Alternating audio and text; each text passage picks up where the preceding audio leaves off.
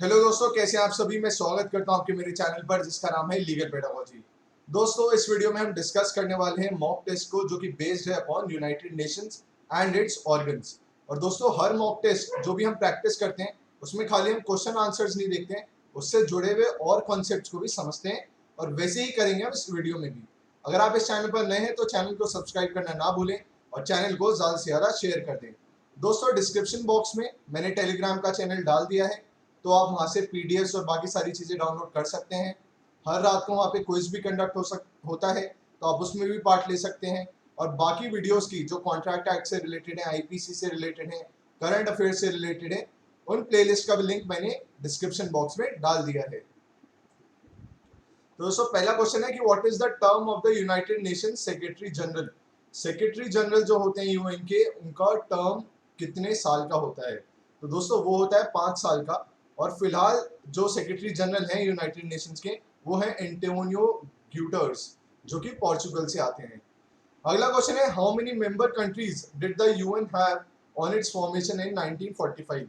आप जानते हैं यूएन का फॉर्मेशन इन द ईयर 1945 हुआ था, ऑन द 24 अक्टूबर। तो उस समय कितनी कंट्रीज यूएन का पार्ट थी, ये क्वेश्चन है। तो दोस्तों, 51 कंट्रीज यूएन का पार्ट थी, जिसमें से कि एक इंडिया भी थी। अगला क्वेश्चन है, which organ of the United nation has suspended its operation since 1994। किस यूनाइटेड नेशंस के ऑर्गन ने अपने ऑपरेशन सस्पेंड कर दिए हैं फ्रॉम द ईयर 1994? तो दोस्तों, वो है ट्रस्टीशिप काउंसिल। पलाऊ करके एक जगह थी, पलाऊ। तो उसको जैसे इंडिपेंडेंस मिली, उसके बाद इस काउंसिल ने अपने सारे ऑपरेशंस को सस्पेंड कर दिया इन द ईयर 1994।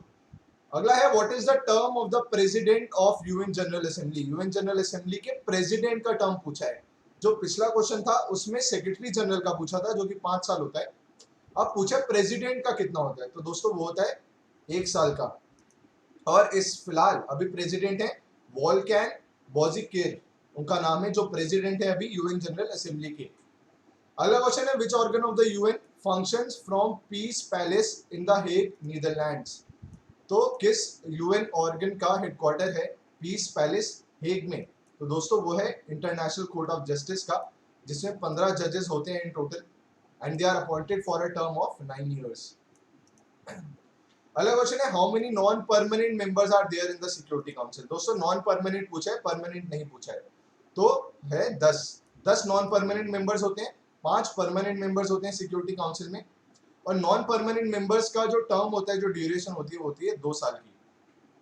अगला क्वेश्चन है, what is the term of a जज of International Court of Justice. जैसे कि अभी मैंने आपको बताया था, वो होता है 9 साल का टर्म होता है उनका। अगला क्वेश्चन है, which organ of the United Nation Organisation is responsible for coordinating the work of its specialised agencies.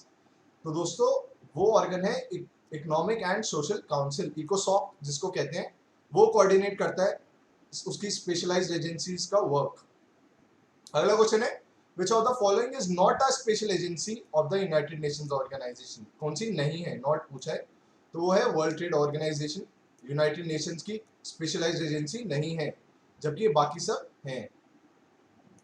अगला क्वेश्चन है, who coined the term United Nations. United Nations की टर्म किसने दी थी? तो वो दी थी फ्रैंकलिन रोजवेल्ट ने इन द ईयर 1945, जब इसकी स्थापना हुई थी। अगला क्वेश्चन है, which of the following is not one of the official languages of the United Nations. तो Italian one of the official languages नहीं है, और यूएन में टोटल 6 ऑफिशियल लैंग्वेजेस हैं। अगला क्वेश्चन है, which specialised agency of UNO list world heritage site. World heritage site आपने सुना होगा कि इंडिया में इसको वर्ल्ड हेरिटेज साइट का लेबल किया गया, इस वाली साइट को वर्ल्ड हेरिटेज साइट लेबल किया गया। तो वो कौन लेबल करती है? यूनेस्को, जिसका हेडक्वार्टर्स है पेरिस में।